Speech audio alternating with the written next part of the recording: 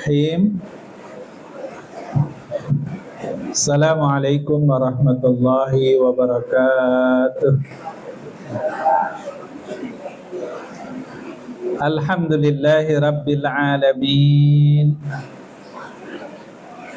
Alhamdulillahilladzi an'ama alaina bi ni'matil iman wal islam wal ukhuwah. Tsumma alhamdulillahilladzi hadana li hadza wa ma kunna linahtadiya laula an hadanallah. Asyhadu an la ilaha illallah wa asyhadu anna Muhammadar Rasulullah. Allahumma salli wa sallim wa barik ala habibina wa syafi'ina wa qiyadatuna wa qudwatuna wa muallimuna Rasulullah Muhammad sallallahu alaihi wasallam wa ala alihi wa sahbihi wa man tabi'ahum bi ihsan ila yaumiddin. Amma ba'd. Allahumma inna nas'aluka ilman nafi'an wa rizqan tayyiban wa amalan mutaqabbala. Allahumma inna na'udzubika min ilmi la yanfa' wa min qalbi la yakhsha wa min nafsin la tasba' wa min du'a ila yustajabu laha.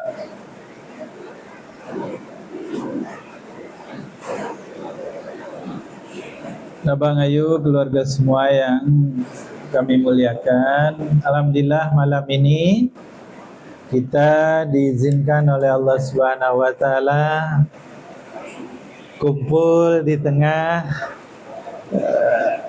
turunnya rahmat Allah ya.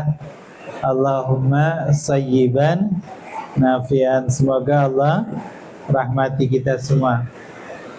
Malam ini secara hitungan bulan Hijriah ini sudah masuk 9 Zulhijjah ya. Ini sudah masuk Arafah hari ini.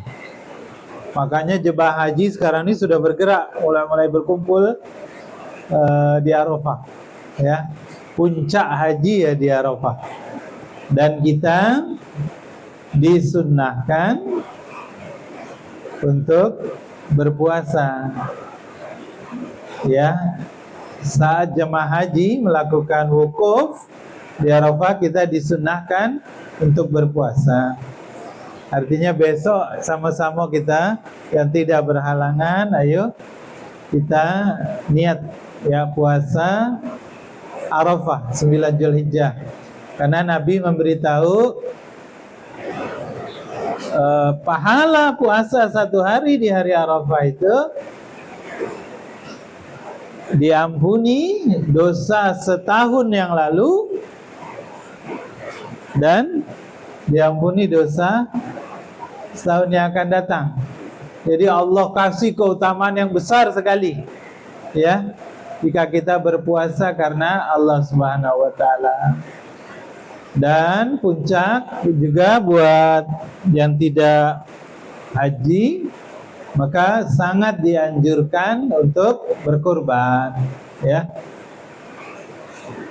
Allah berfirman, inna a'tainakal kautsar fasalli li rabbika wanhar. Buat orang yang sudah Allah kasih nikmat, Allah suruh kita 2. Satu, fasalli li rabbik ya. Allah suruh kita untuk sholat, memperkuat hubungan dengan Allah. Wanhar, menyembelih hewan ya, berkorban. Wanhar itu menyembelih, nahara ya, artinya membangun hubungan yang kuat dengan sesama manusia. Itu syariatnya. Nah, saya ingin mengajak kita, ini temanya, saya pengen cerita tema kurban malam ini ya. Buat kita yang tahun ini berkorban, alhamdulillah. Buat yang belum, mudah-mudahan ini menjadi bahan renungan untuk tahun depan ya. Mari kita lihat apa pesan dari perintah kurban di dalam Al-Quran, ya. Jadi ada dua bagian. Yang pertama, apa pesan kurban menurut pengertian katanya. Lalu yang kedua, apa pesan, apa hikmah dari kurban yang dijelaskan dalam Al-Quran, ya. Nah, yang pertama, mari kita lihat apa pesan dari perintah kurban itu, ya.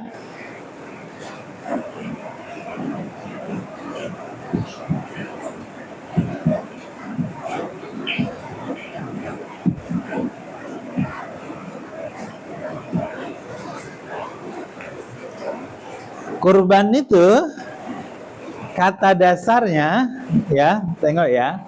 Kurban itu kata dasarnya ini. Qoroba. Nih. Ya. Qoroba. Qoroba ini artinya dekat. Tengok ya. Qoroba itu artinya dekat. Oke. Lalu dia nih ditambah, kalau jadi kurban nih berubah menjadi kurban gini, ya. Inilah yang sekarang yang disebut kurban itu, ya. Ditambah di belakangnya huruf alif dan nun. Kita pernah belajar sebelum ini, ya. Setiap kata dasar yang dikasih akhiran alif dan nun, maka artinya nanti jadi mubalaghah, artinya jadi bersangatan. Nih contoh. Kita misal nih ya, khusr. Nih. Kerugian, khusr. Kerugian. Ya. Kalau ditambah alif dan nun, maka dia jadi khus gini. Khusranan. Kalau ini artinya rugi, kalau ini artinya ruginian, ya. Khusran ini artinya ruginian. Rugi tidak hanya sekarang, tapi juga rugi besok. Rugi tidak hanya di dunia, tapi juga rugi sampai ke akhirat. Khusranan, khusranum mubinan dalam Al-Quran, ya. Ada musuh, nih ya. Musuh dalam Al-Quran itu, dalam bahasa Arab musuh itu adu, gini. Ini musuh nih, adu. Kalau ditambah alif dan nun belakangnya, maka dia jadi udwanun, gini. Sangat bermusuhan, ya.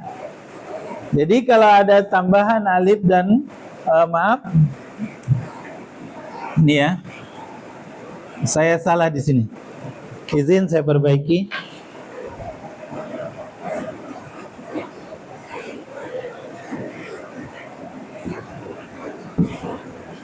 Kalau ada alif dan nun di belakangnya, maka dia ini artinya dia jadi isim mubalaghah dinamanya. Isim mubalaghah. Mubalaghah ini artinya bersangatan. Artinya intensif. Atau kalau pakai bahasa anak muda artinya ekstrim. Ya. Kalau pakai bahasa ekstrim nih, pakai bahasa anak muda. Kalau ini khusr rugi saja, tapi kalau khusranan rugi nian. Kalau adu musuh, kalau udwan berarti sangat bermusuhan, gitu. Maka kalau qoroba artinya dekat. Ya. Kalau berubah menjadi kurbanun, berarti dia jadi mubalaghah, jadi bersangatan, ya. Keadaan di mana seseorang itu secara totalitas berusaha untuk dekat, gitu. Atau kalau kita sederhanakan berarti ya dekat nian, sangat dekat, berdekatan, gitu, ya. Nih bersangatan dekatnya. Kalau arti kurbanun sudah, ya. Allah maha dekat. Salah satu asma Allah, nama-nama Allah yang baik itu adalah Al-Qarib, gitu, ya. Al-Qarib itu 3 kali disebut dalam Al-Quran. Salah satunya surat Hud misalnya, ayat 61 Allah berfirman, "Fastaghfiruhu tsumma tubu ilaihi, innallaha qaribum mujib," kata Allah. Ya, mohon ampunlah kamu kepadanya, kepada Allah, dan bertaubatlah, tsumma tubu, innallaha, sesungguhnya Allah qarib, Allah sangat dekat sekali. Allah selalu dekat dan mujib, dan selalu mengabulkan. Itu asma Allah tuh. Qaribun mujibun. Selalu dekat dan selalu mengabulkan. Ya. Nah,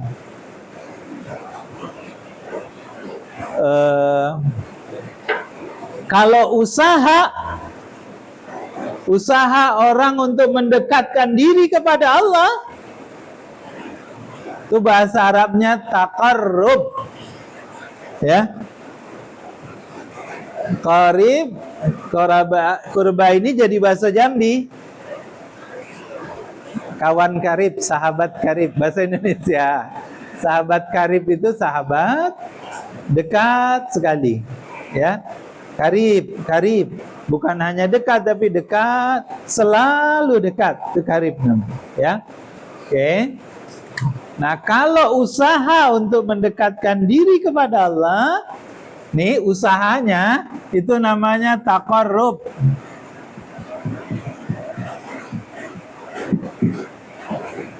Orang yang aktivitas mendekatkan diri kepada Allah, segala aktivitas untuk mendekatkan diri kepada Allah namanya taqarrub ilallah, gitu. Terus orang yang sudah dekat, nih saya cerita kata-kata dulu ya. Kalau orang sudah berusaha mendekatkan diri dan dia kemudian dekat, apa bahasa Arabnya? Iman. Kalau orang yang sudah beriman namanya amanu. Kalau orang yang imannya kuat namanya mukmin. Qarib, dekat. Taqarrub, usaha mendekatkan diri. Orang yang dekat apa? Muqar. Nah, nih. Dah. Kalau orang yang dekat dengan Allah Subhanahu wa taala namanya muqarrabun,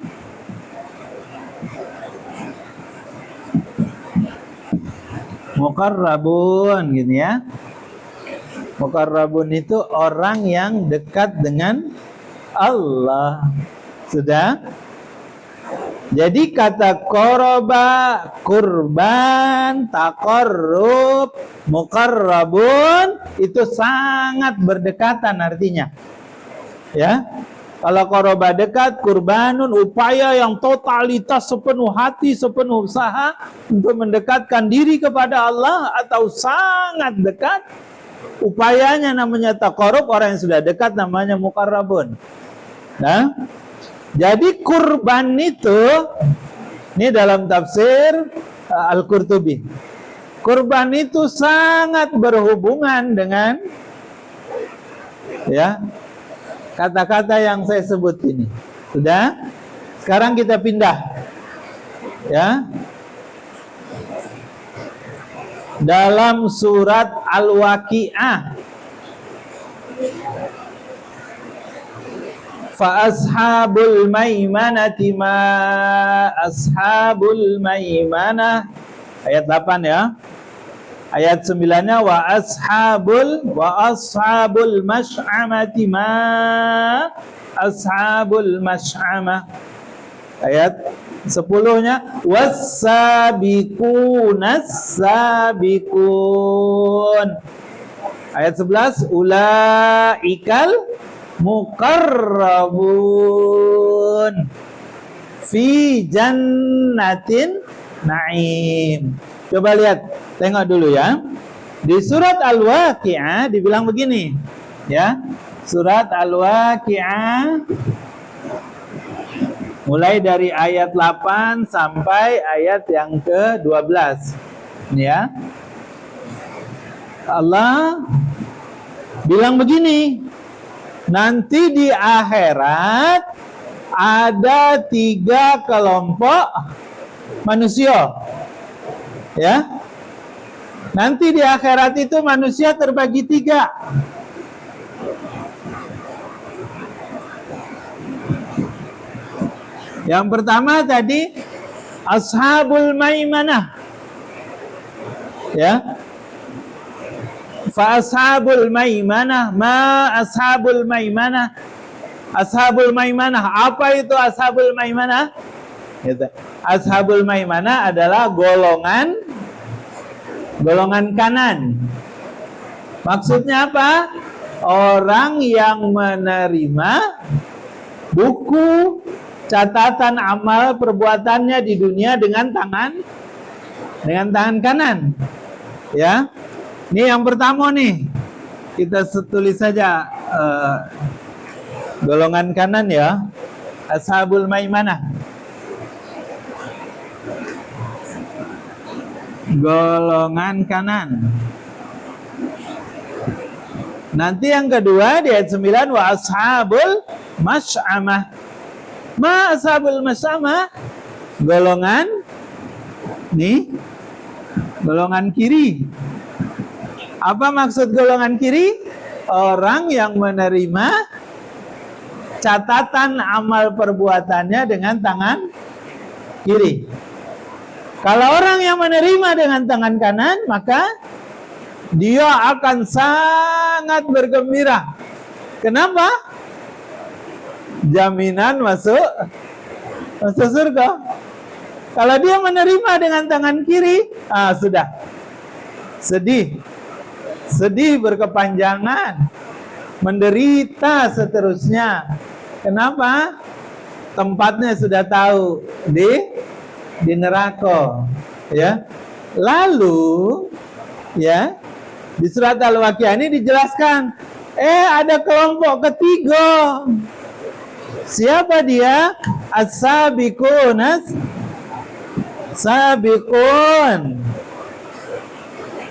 Sabak.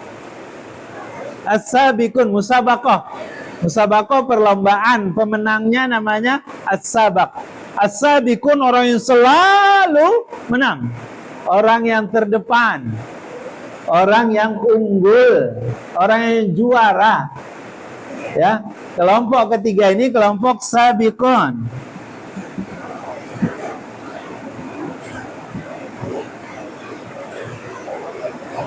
Di mana tempatnya sabiqun itu? Nih, Allah bilang, ya, sabiqun ini kata Allah Subhanahu wa taala, ulaikal muqarrabun. Saya tulis di sini. Ulaikal muqarrabun. Nih. Di mana tempatnya? Fi jannatin na'im. Buat orang seperti ini tempatnya di surga jannatin. Nih, jannati an-na'im.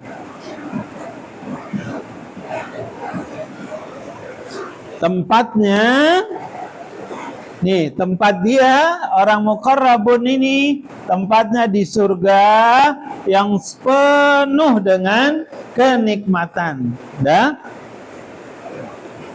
Jadi ternyata nanti di akhirat terbagi 3 orang. Ada yang golongan kanan, ada yang golongan kiri, ada yang sabikun. Sabikun itu tadi orang yang juara, orang yang terdepan. Orang yang dalam beramal dia selalu terdepan. Orang yang beramalnya terdepan, dia disebut muqarrabun gitu. Dah?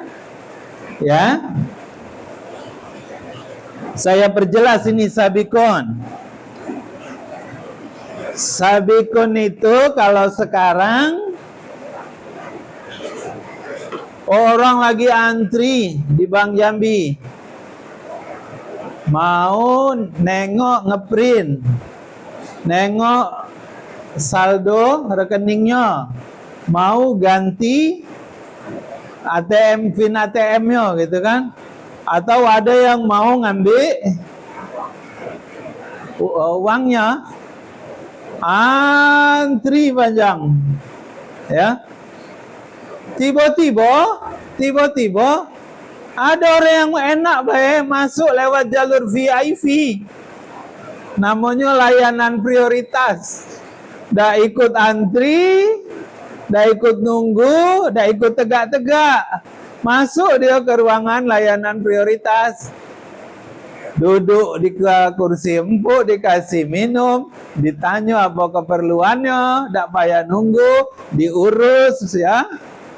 Nak ganti PIN langsung digantikan, nak transfer langsung ditransferkan, nak dicairkan langsung dibantu dicairkan. Selesai balik, orang masih antri dia lah selesai. Nah, itu namanya nasabah prioritas. Misal di bank apa nih? Ya, misal BCA. Sama kalau nasabah prioritas kan itu. Ya, orang antri ngambil nomor, dia datang, langsung diantar. Langsung ke ruang manajer lah gitu kan. Nah, itu nasabah prioritas namanya. Sabikun begitu. VVIP.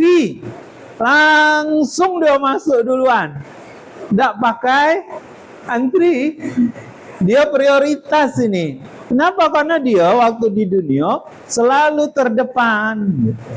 Ya. Nah, orang ini namanya muqarrabun, kata Allah, dan tempatnya di surga yang penuh kenikmatan. Sudah, sekarang saya tengok.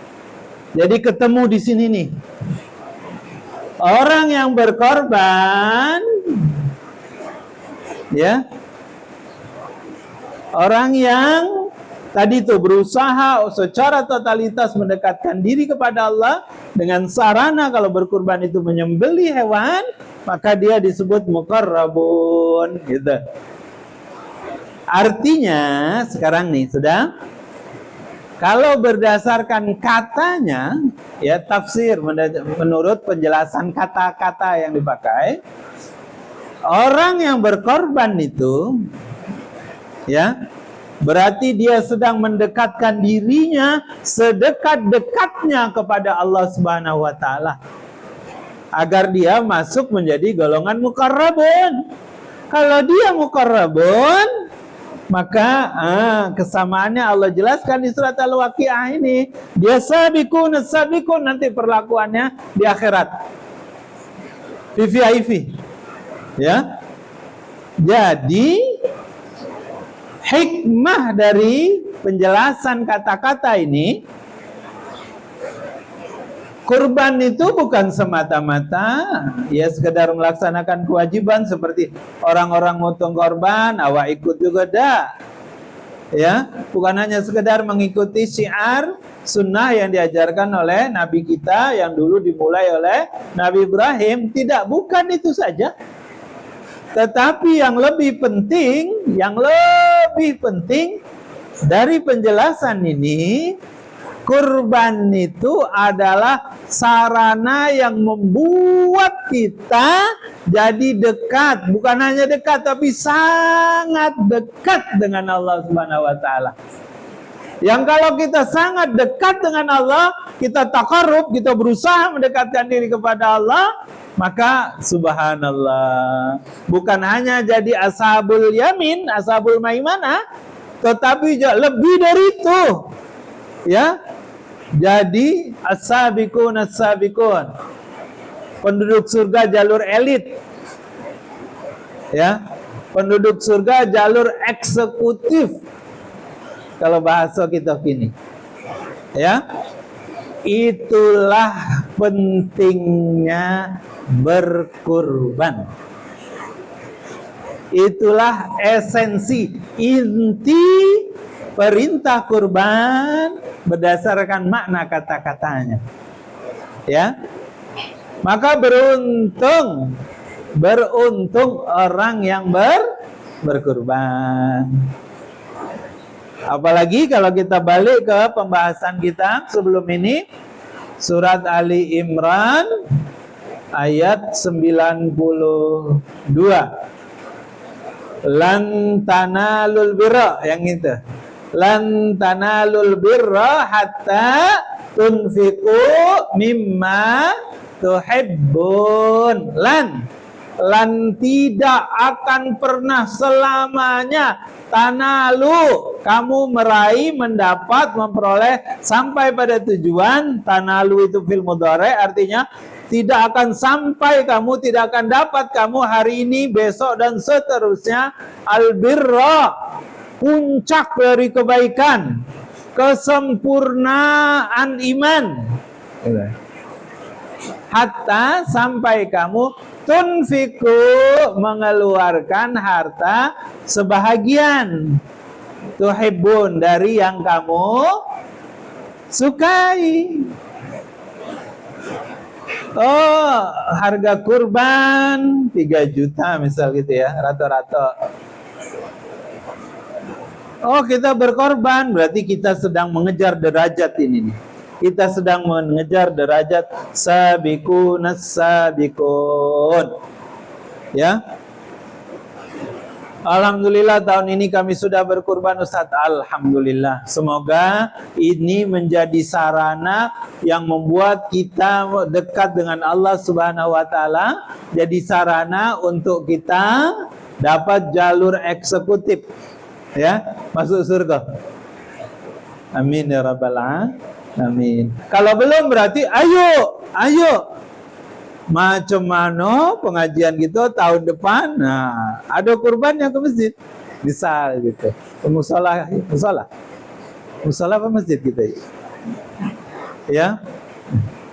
Macam mana caranya? Oh, sebulan ya, seperti yang kita pernah hitung-hitung kemarin tuh kan. Kalau harganya 3 juta berarti kita bagi 12, 250.000. Nabunglah kita, macam mana kita sisihkan sebulan 250.000. Oh, berat, iya. Oh, mengurangi keperluan kita yang lain, iya. Tetapi manfaatnya nih, kita ingin mengejar derajat as-sabiqun as-sabiqun ulaikal muqarrabun fi jannatin na'im. Ya. Paham ya? Yuk, bisa dimengerti. Ya. Jadi berkorban itu semacam pelengkap dia. Oh, dia kan rangkaian tuh. Ya, Isra Rajab, perintah untuk sholat. Ya, Ramadan, puasa dengan segala macam ibadahnya. Syawal, membangun hubungan baik dengan sesama. Dzulhijjah, itu ya, membangun hubungan dengan Allah Subhanahu wa taala di hari 1 pertama sampai 10, 9-nya berpuasa, 10-nya kemudian ya salat dan menyembelih hewan kurban. Sempurna. Selesai tahun Hijriah, mulailah tahun baru, tanggalan baru, bulan baru, Muharram. Mulai lagi baru tuh. Ya, hitungannya. Nah, ya. Ini esensi dari kata-katanya. Oke. Sekarang saya ajak kita nengok apa hikmah berkurban menurut Al-Quran. Ya. Nah, ini saya hapus ya.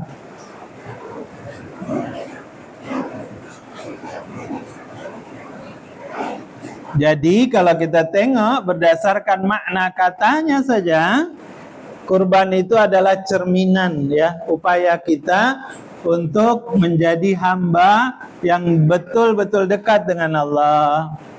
Allah bilang Allah qarib, Allah dekat sama kita. Kita harus berusaha juga mendekat kepada Allah Subhanahu wa taala dengan melakukan amal-amal saleh. Salah satunya adalah berkorban. Oke? Sekarang mari kita tengok beberapa ayat. Tepatnya 3 ayat saja yang menjelaskan apa hikmah ya dari berkorban itu. Oke. Yang pertama ada di surat, kita mau lihat 3 ayat ya. Yang pertama surat Ali Imran ayat 183. Yang kedua surat Al-Maidah ayat 27. Nanti yang ketiga surat Al-Ahqaf ayat 28. Ini yang kita bahas. Kita mau tengok apa hikmah berkorban menurut Al-Quran. Ya, hikmah berkorban menurut Al-Quran. 1 surat Ali Imran ayat 183, 2 surat Al-Maidah ayat 27, dan surat Al-Ahqaf ayat yang ke-28. Ini 3 ayat nih yang mau kita tengok ya. Bismillahirrahmanirrahim. Pertama surat Ali Imran ayat 183 ya. Alladzina qalu innallaha ahida ilaina an alla nu'mina li rasulin hatta ya'tiyana bi qurbanin ta'kuluhun nar. Kata Allah Subhanahu wa taala ya. Qul qad ja'akum rusulun min qabli bil bayyinati wa billadzi qultum falima qataltumuhum in kuntum shadiqin. Ayat ini saya cerita dulu ya. Karena hujan ini tidak apa-apa, agak panjang ceritanya ya. Jadi di Madinah kan bercampur tuh, ada orang Islam, ada orang Yahudi. Ya. Ada juga orang agama Nasrani. Makanya Nabi SAW kemudian membuat piagam Madinah. Ya, kesepakatan untuk hidup bersama, tidak saling mengganggu, saling menghormati keyakinan masing-masing, ya. Nah, ada satu kali Abu Bakar As-Siddiq marah sekali sama orang ulama-ulama Yahudi yang ada di Madinah. Jadi suatu mereka ulama Yahudi itu duduk berkumpul, ya. Abu Bakar datang, lalu Abu Bakar menyampaikan ayat, mengajak mereka untuk beriman, lalu menyampaikan ayat, "Mangdzalladzi yuqridullaha qardan hasana fayudha'if lahu ad'afan katsiran." Itu surat Al-Baqarah itu ya. Siapakah yang mau memberikan pinjaman kepada Allah dengan pinjaman yang baik, maka pasti Allah akan memberi dia balasan dengan pahala yang berlipat-lipat kali, lipat-lipat ganda. Maksudnya siapa yang berinfak, siapa yang bersedekah karena Allah, maka nanti Allah akan memberi dia balasan yang berlipat ganda. Ya.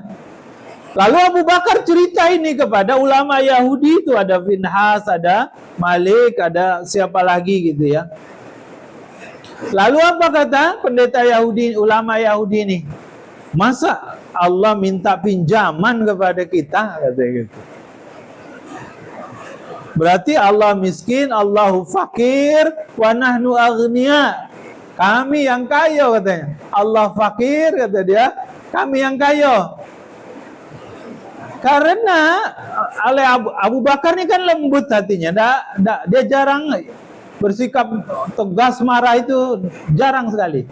hari itu dia marah sekali kepada ulama Yahudi itu. Kenapa? Karena mereka menistakan agama, mereka menistakan Allah. Mereka bilang Allah fakir, kata dia.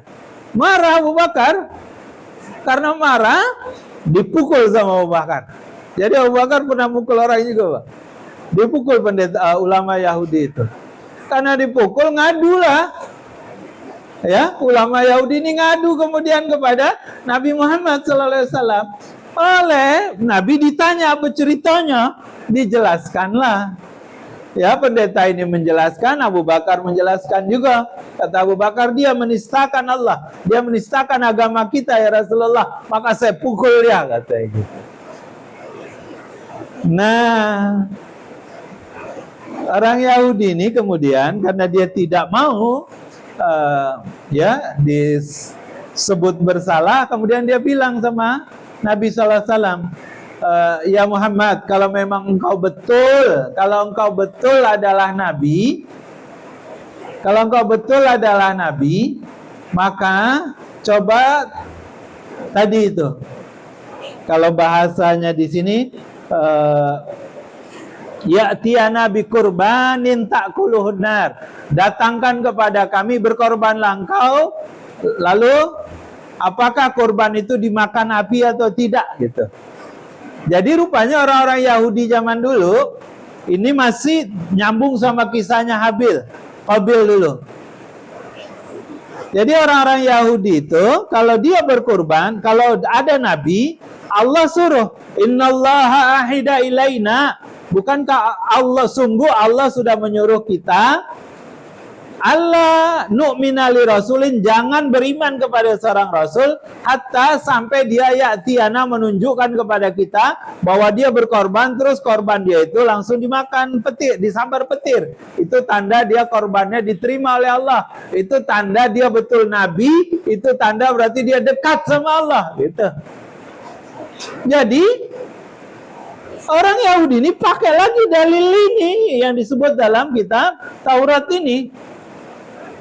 Nah, karena dia bilang sama Nabi, kalau betul kau adalah Rasulullah, utusan Allah, coba engkau berkurban. Kalau kurbanmu disambar oleh petir, ya, hilang, dibawa oleh petir, berarti betul kamu Rasulullah. Gitu.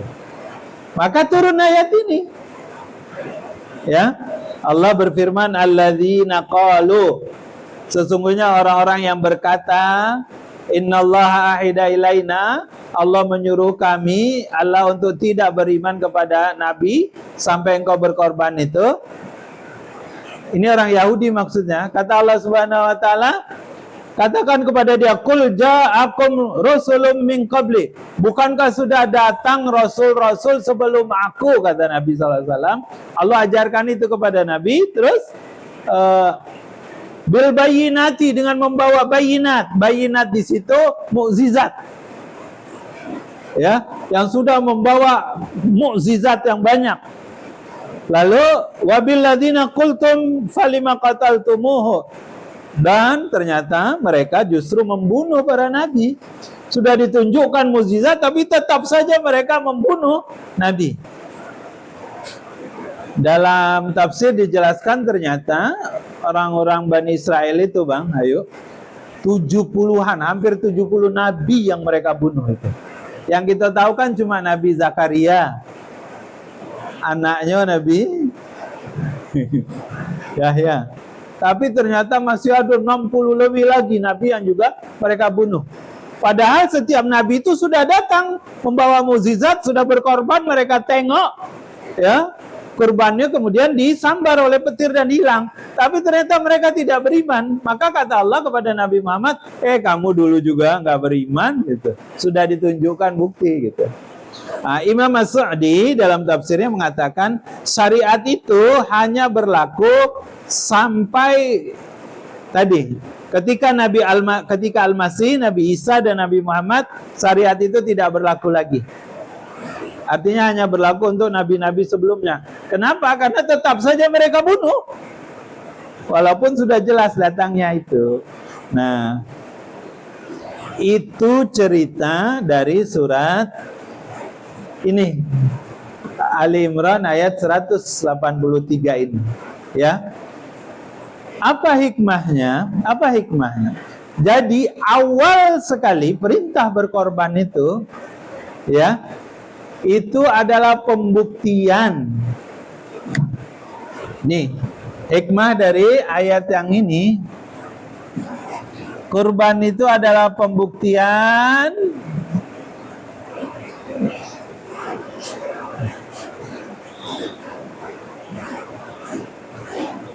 orang itu dekat dengan Allah Subhanahu wa taala. Ya, kalau zaman dulu. Dan ini masih dipakai dalil oleh hikmahnya, ya. Pembuktian bahwa seseorang itu dekat dengan Allah.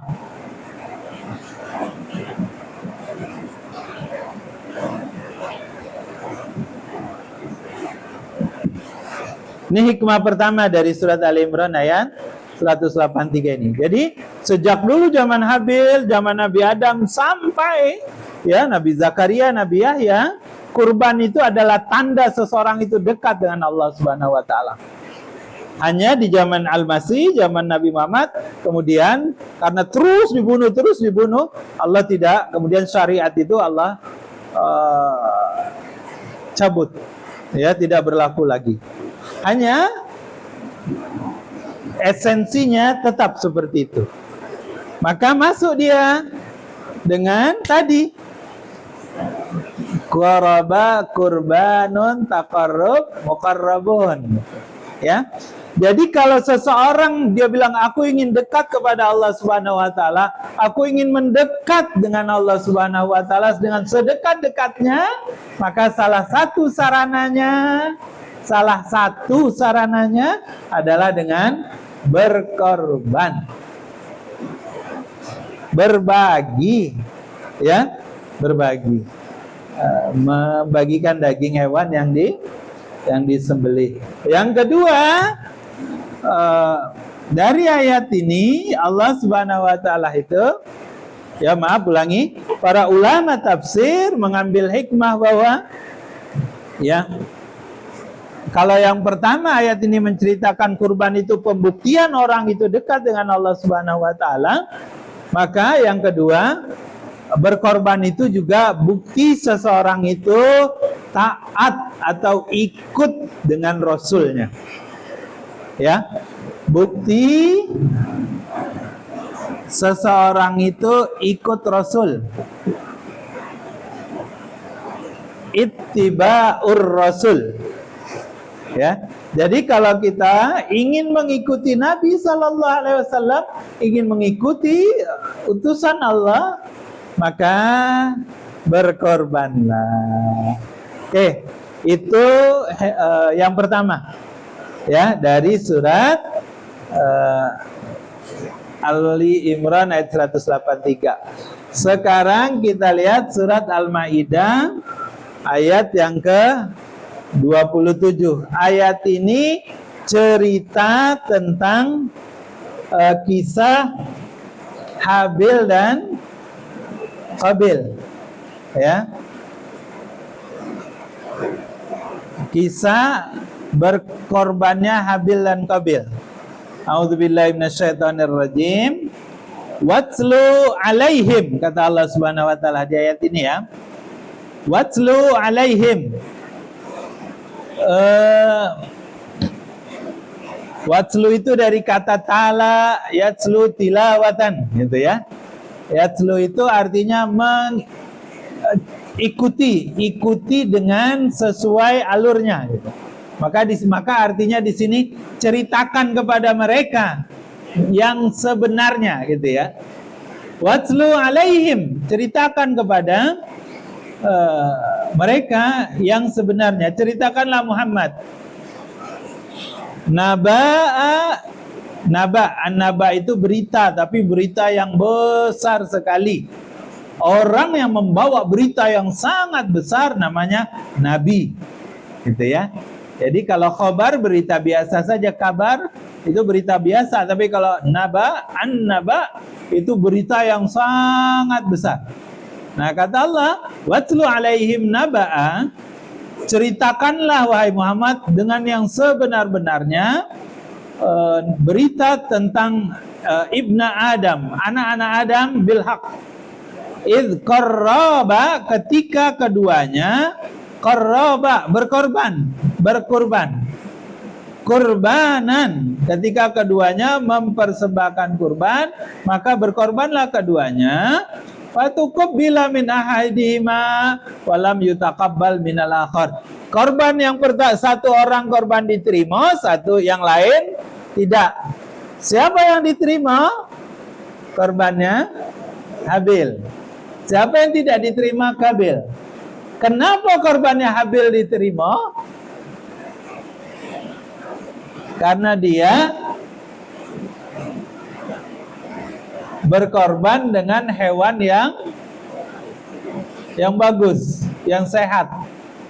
Ya, kibas ya, domba yang gemuk. Sementara Kabil, jadi Habil ini adalah peternak, Kabil ini adalah petani. Ya. Kalau Habil ashabul ghanam, kalau Kabil ashabul ra'i, ya. Jadi dia petani. Dia mempersembahkan hasil pertaniannya, tapi dalam buku tafsir, buku sirah dikatakan hasil pertanian yang dibawa oleh Kabil itu ternyata ibarat jagung tuh belum masak. Jagung yang dibawa tuh bukan jagung yang sudah masak. Gandum yang dibawa tuh banyak lah, tapi bukan gandum yang sudah masak juga, belum. Jadi bukan yang terbaik. Kalau kita baca waktu itu ketika diletakkan di tanah lapang, ini korban Habil, ini korban Kabil, maka kemudian korban Habil lah yang disambar oleh petir dan hilang. Nanti kibas inilah yang kibas Habil ini dalam tafsir dikatakan domba inilah yang dipakai yang dibawa oleh malaikat Jibril untuk mengganti Nabi Ismail yang saat itu akan disembelih oleh Nabi Ibrahim karena melaksanakan perintah Allah.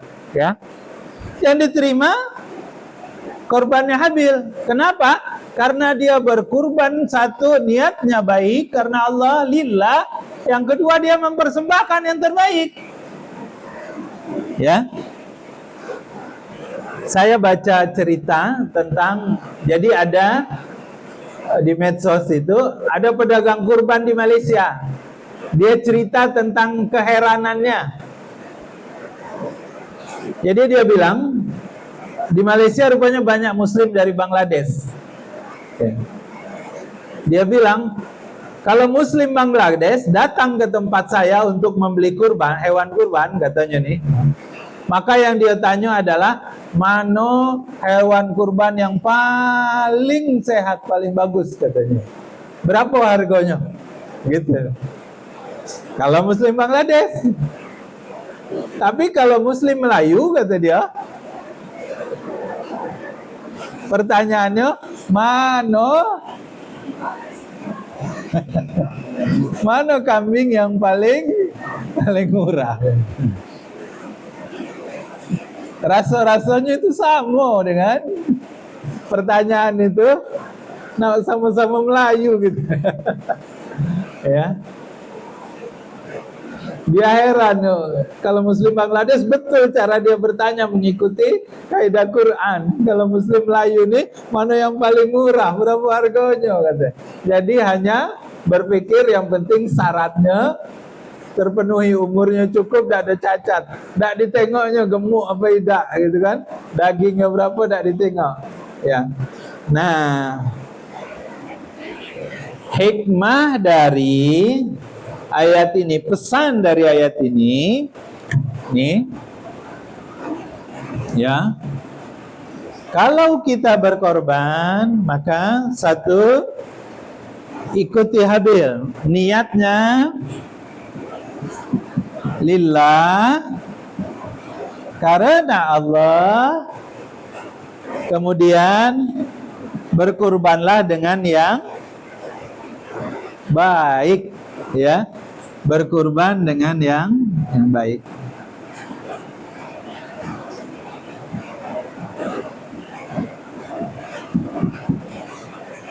Ini hikmah dari Al-Maidah ini, ya. Nanti kita lihat lagi yang ketiga. Ketiga surat Al-Ahqaf ayat yang ke-28. Ini cerita tentang kaum Nabi Ad awalnya, ya. Dan ini diikuti juga oleh orang kafir Quraisy, ya. Jadi begini, dalam Al-Qur'an itu surat Al-Ahqaf ini kan cerita tentang kaum Ad, ya, kaum yang besar sekali badannya itu. Dalam surat Al-Ahqaf ayat 28 Allah berfirman, "Falaula nasarahumul ladzina ittakhadhu min dunillahi qurbanan alihah bal dallu anhum wa dzalika ifkuhum wa ma kanu yaftarun," kata Allah. Tengok artinya. Falaula nasarahumul ladzina yattakhadhu min dunillahi qurbanan alihah. Jadi Allah bilang begini, kenapa kurban-kurban yang mereka persembahkan untuk berhala itu tidak dapat menolong mereka? Falaula nasarahumullah. Ternyata berdasar, ya, kan korban mereka itu habis mereka potong darahnya oleh orang-orang kafir musyrikin Quraisy itu, darahnya kemudian dipakai, dibaluri ke berhala-berhala yang ada, yang mereka buat, yang ada di sekitar Ka'bah itu. Di ayat yang lain disebut itu Tuhan palsu, ya, Tuhan yang tidak, Tuhan yang dusta. Nah, kata Allah Subhanahu wa taala di sini, Allah bilang ternyata kalau kurban itu dipersembahkan untuk, ya, Tuhan yang tidak benar, maka dia tidak dapat menolong. Ulama tafsir kemudian memberitahu kalau seseorang berkorban dengan cara yang betul berdasarkan tafsir ayat ini, maka dikatakan kurban itu, nih hikmahnya,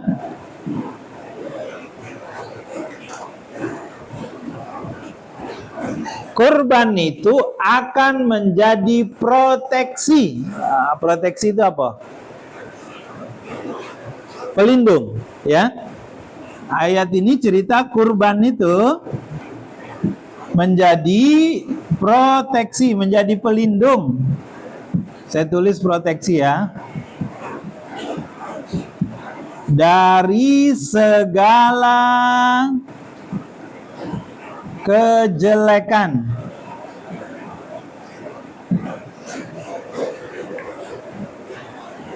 Yang pertama. Yang kedua, di sini dikatakan kurban itu, nih, dia akan menolong kita kelak. Dia akan menjadi penolong. Oke? Dia akan jadi penolong, baik nanti penolong kita di dunia ataupun kelak di akhirat. Orang yang menyembelih kurban, kurbannya akan menolong, ya.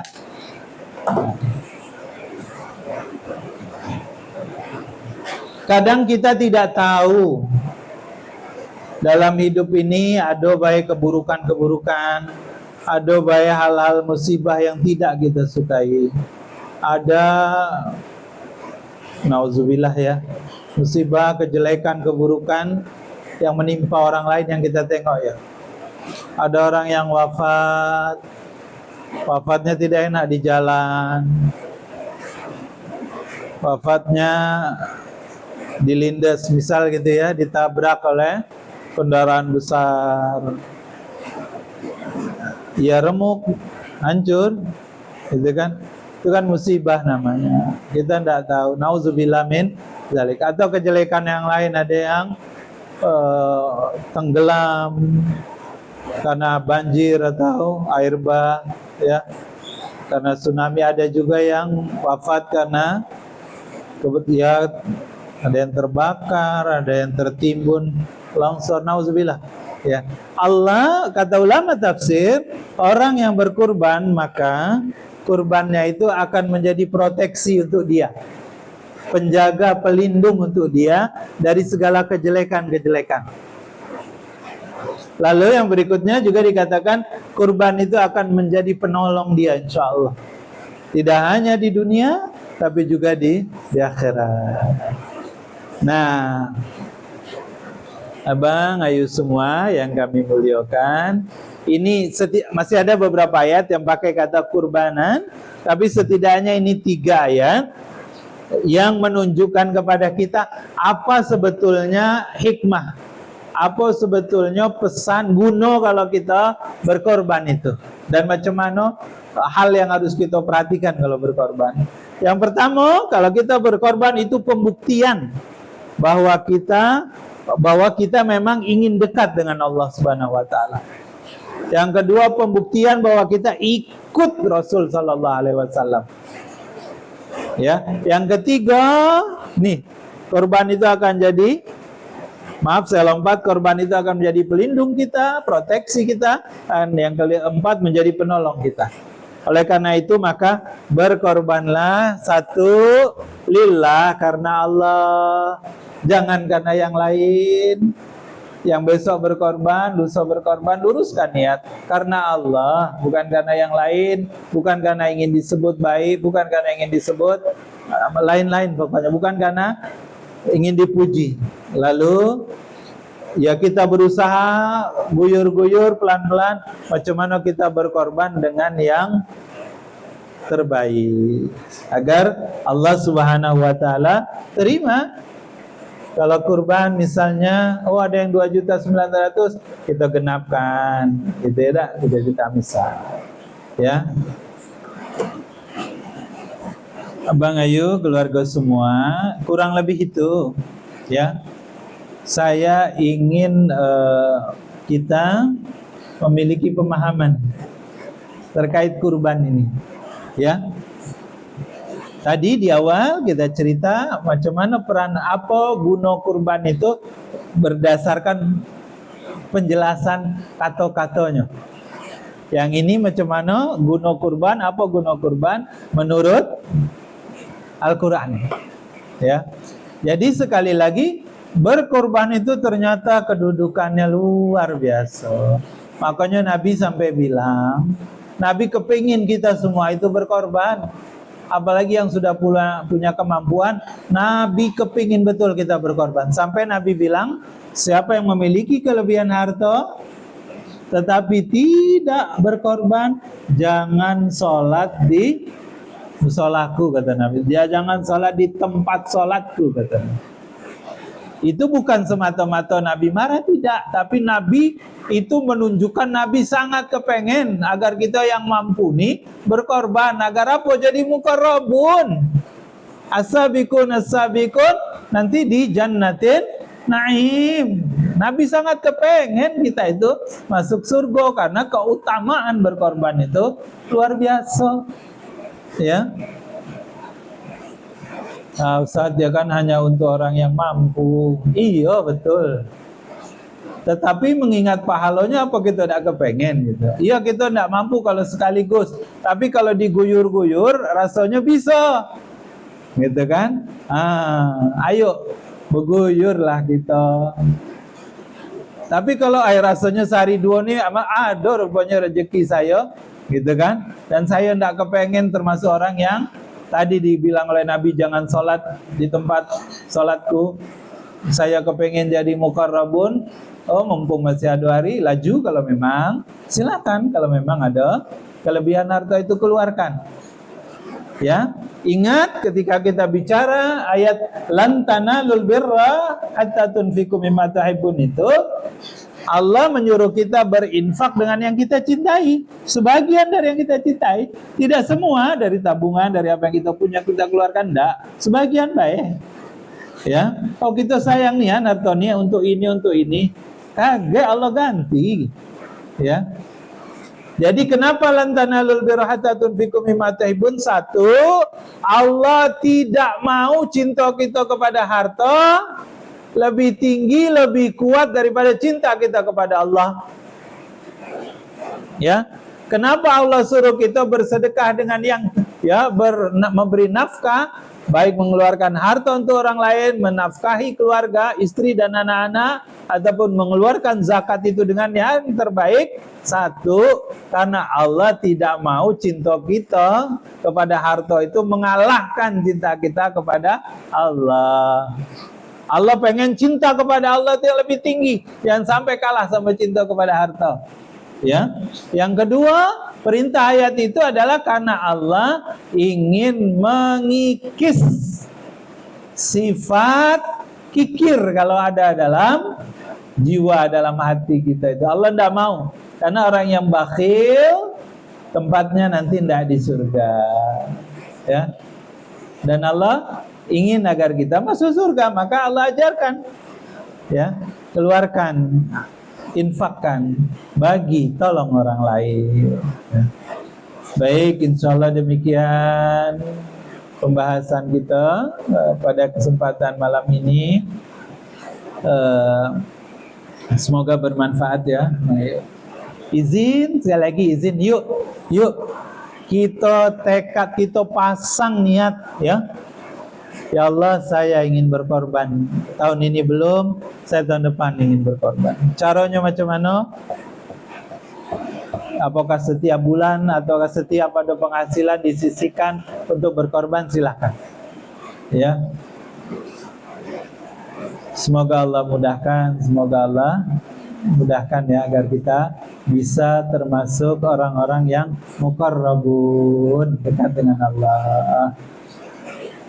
Sebelum kita tutup juga saya ingatkan lagi, ayo kita puasa ya. Puasa Arafah besok. Jangan sampai tidak rugi nian. Ya, karena entah berapa juta orang gini tuh ya, belum dapat angkanya ya, yang besok akan kelihatan itu. Berapa juta orang yang hadir di Arafah itu ya. Kalau tahun lalu kan macam apa itu, seluas-luas itu padang Arafah manusia kalau entah berapa juta. Nah, saat itu doa makbul, ya. Maka di hari Arafah puasa besok itu banyak-banyaklah juga meminta kepada Allah, ya. Allah bilang, wa idza sa'alaka ibadi anni fa inni qarib ujibu da'watad da'i. Ini qarib, aku dekat, ujibu, aku kabulkan. Jadi tadi saya baca tafsir sebelum berangkat ke sini. Kenapa sesudah fa'inik ujibu da'watad da'i, ya, idza da'an. Kenapa sesudah orang berdoa langsung aku kabulkan, kata Allah kalimatnya. Untuk menunjukkan bahwa kalau ada orang meminta kepada Allah, Allah akan kabulkan, cepat Allah kabulkannya. Nah, besok hari Arafah termasuk hari yang sangat bagus. Kita dianjurkan untuk banyak berdoa. Jadi selain puasa, mohon ampun sama Allah, istighfar, ya, menyesali kalau ada salah, ada dosa yang kita lakukan sebelum ini, minta agar Allah ampuni, minta agar Allah hapus hari ini, ya, di hari Arafah ini.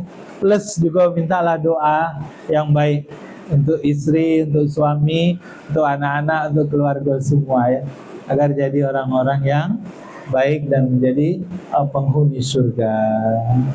Insyaallah demikian, semoga Allah berkahi kita semua. Pengayu semua, aku qauli hadza. Mari kita tutup dengan doa penutup majelis. Subhanakallahumma wa bihamdika asyhadu an la ilaha illa anta astaghfiruka wa atubu ilaik.